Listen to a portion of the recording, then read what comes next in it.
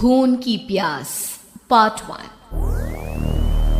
काली अमावस की रात थी और रात के गहरे सन्नाटे को चीरते हुए एक औरत की चीखने की आवाजें पूरे जंगल के शांत माहौल को दहशत से भर रही थी। वो औरत इस तरह से चिल्ला रही थी जैसे किसी ने उसके बदन पर खौलता हुआ पानी डाल दिया हो। रात को अपने खेतों में पानी देने के लिए आया हुआ हरिया किसान अभी तक इन आवाजों को सुन नहीं पाया था, क्योंकि उसके बेटे किशन ने उसे नया नया मोबाइल फोन जो लाकर दिया था शहर से, और बस उसी मोबाइल फोन में ईयरफोन लगाकर वो कोई पुराना गाना सुनने में मग्न था।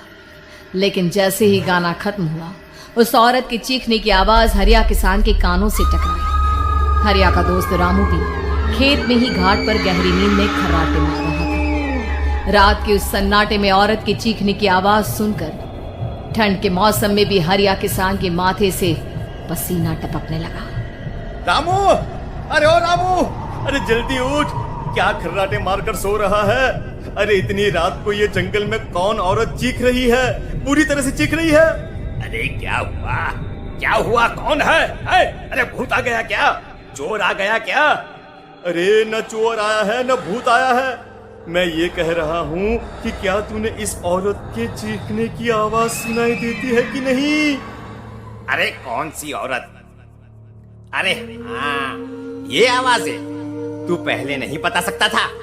पता नहीं कौन चुड़ैल जंगल में नाच रही है। हम घर चले जाते हैं। देखता नहीं, मैंने तो कानों में ये लगा रखा था। वो किशन ने लाके दिया ना शहर से, गाने सुन रहा था मैं। अरे लेकिन भाई, मुझे बहुत डर लग रहा है। क्या करें? अरे करना क्या है, भागो यहाँ से। भगवान जाने कौन है और क्यों इतना चीख रही है। और उस औरत के चीखने की आवाजें और ज्यादा तेज होने लगी है। हरिया और रामू के पैर डर के मारे कांप रहे थे। डर की वजह से ना वो वहां पर रुक पा रहे थे और ना ही अपनी जगह से आगे बढ़ पा रहे थे। तभी अचानक से सन्नाटा छा गया। सही मौका है, हमें यहाँ से निकल लेना चाहिए भैया। रामू और हरिया अपना गमछा उठाकर दबे पैरों जंगल के रास्ते से गांव की तरफ चलने लगे। गांव की ओर जाने वाला ये एक ही रास्ता था और आवाज भी उसी तरफ से आ रही थी।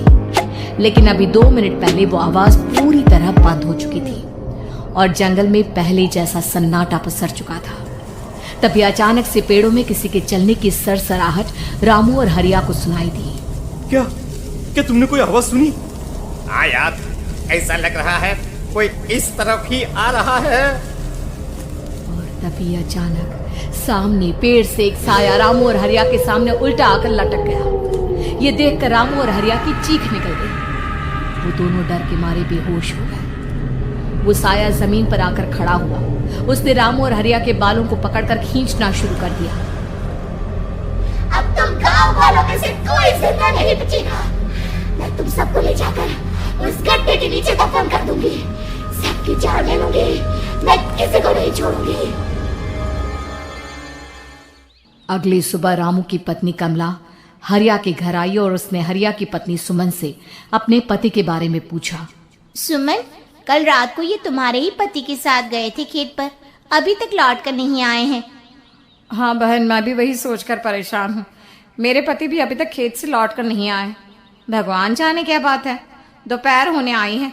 अब तक तो उन दोनों को लौट कर आ जाना चाहिए था। क्या करे, कैसे पता करे कि वो दोनों कहाँ हैं? मेरा बेटा भी शहर गया हुआ है, वरना उसी को भेज देते खेत पर। बहन, मुझे लगता है कि हम दोनों को वहाँ जाकर अपने पतियों को ढूंढना चाहिए। ठीक कहती हो तुम, चलो मैं तुम्हारे साथ चलती हूँ। और वो दोनों जंगल के रास्ते खेत की तरफ आगे बढ़ती हैं।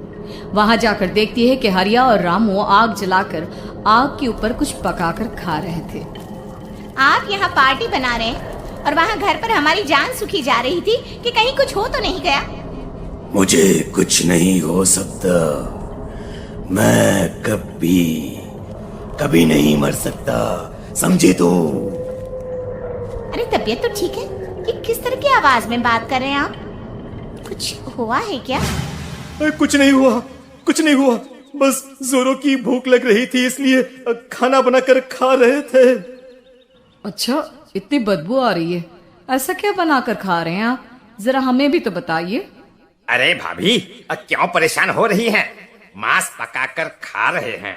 एक जंगली जानवर कल रात को खेत में आ गया था। हम दोनों ने उसे मार दिया और बस उसी का मांस पक रहा है।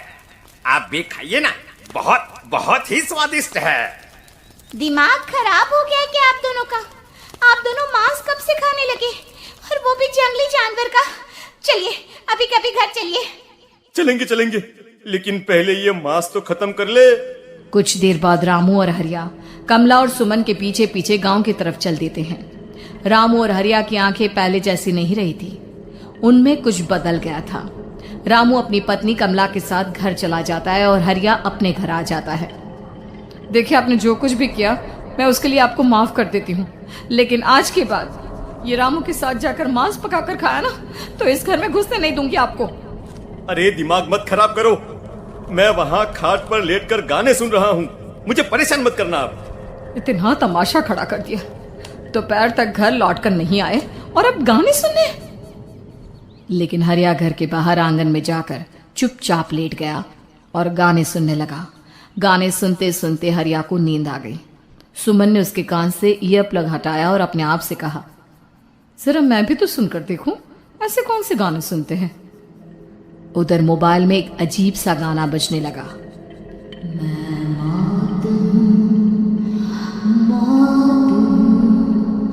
मौत जो बसरी है चारों, जो आएगी कहीं से निगल जाएगी सबको। मैं मौत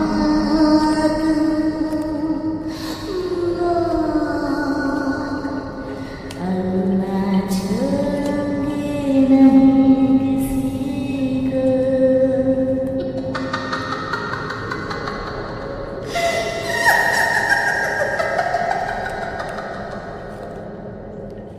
सुमन ने घबराकर मोबाइल फोन दूर रख दिया। वो बुरी तरह से डर गई थी। तभी अचानक हरिया अपनी नींद से जागा और गर्दन टेढ़ी करते हुए सुमन के पास आया। क्या क्या कर रही थी? गाने सुन रही थी? वो ये कैसा गाना सुन रहे थे तुम मोबाइल के अंदर? मौत है, मौत। अरे ये सारी बातें छोड़ो और ये बताओ, आज शाम को तुम मेरे साथ खेत चलोगी? लेकिन क्यों?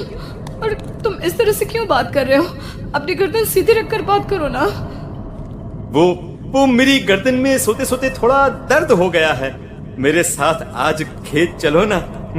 तुम्हारे साथ पूरी रात रहना चाहता हूँ।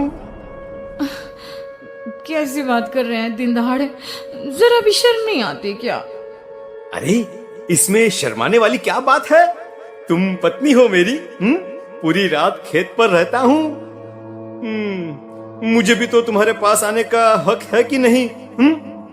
अच्छा ठीक है, चलती हूँ आपके साथ खेत पर, लेकिन फिर उस रामू को मत बुलाना। अरे कैसी बातें कर रही हो? अगर तुम मेरे पास होगी तो मैं किसी को नहीं बुलाऊंगा, सिर्फ तुम और मैं और रात का सन्नाटा। शाम के वक्त हरिया सुमन को अपने साथ खेत पर ले जाता है। आसमान में चांद पूरी तरह से चमक रहा था। हरिया ने अपने खेत में बनी हुई छोटी सी झोंपड़ी के अंदर सुमन को अपने पास बिठा लिया और उसके बालों में हाथ फिराते हुए कहा, कितनी खूबसूरत हो तुम, बहुत सुंदर लग रही हो। एक चांद से भी ज्यादा सुंदर लग रही हो। ऐसी बातें मत करिए ना, मुझे शर्म आती है। अपनी आंखें खोलकर जरा मेरी तरफ तो देखो। अरे देखो तो सही। सुमन ने शर्माते हुए जैसे ही अपनी आंखें खोली, उसके होश उड़ गए। हरिया के बड़े बड़े दांत निकल आए थे और वो पूरी तरह से एक जानवर की तरह नजर आ रहा था। कौन हो तुम? मेरे पति नहीं हो। कौन हो तुम? मुझे जाने दो। लेकिन हरिया ने सुमन के हाथ को कसकर पकड़ लिया। उसके नुकीले नाखूनों की वजह से सुमन के हाथ से खून बहने लगा था। बहुत दर्द हो रहा है, मुझे जाने दो। कौन हो तुम? क्या करना चाहते हो? वही जो एक आदमी एक औरत के साथ करना चाहता है, और उसके बाद मैं तुम्हें वहीं ले जाऊंगा जहां पर तुम्हारा पति है। क्या मतलब? क्या कहना चाहते हो? कहाँ है मेरा पति? जंगल के बीचों बीच उबलते हुए पानी के तालाब में, वही है तुम्हारा पति। चलो चलो, मैं तुम्हें उससे मिलवा देता हूँ, लेकिन उससे पहले तुम्हें मेरी प्यास बुझानी होगी। और इतना कहकर हरिया सुमन के ऊपर जानवरों की तरह टूट पड़ता है। आखिर कौन था वो जानवर, और क्या सुमन उसके शिकंजे से बचकर निकल पाई? जानने के लिए देखिए इस कहानी का अगला भाग। को लाइक करें और मेरे चैनल को लाल बटन दबाकर सब्सक्राइब करें। हमारा एक टेलीग्राम चैनल भी है, इसको आप ज्वाइन करें। यहाँ आपको अमेजन और फ्लिपकार्ट के प्रोडक्ट ऑफर में मिलेंगे।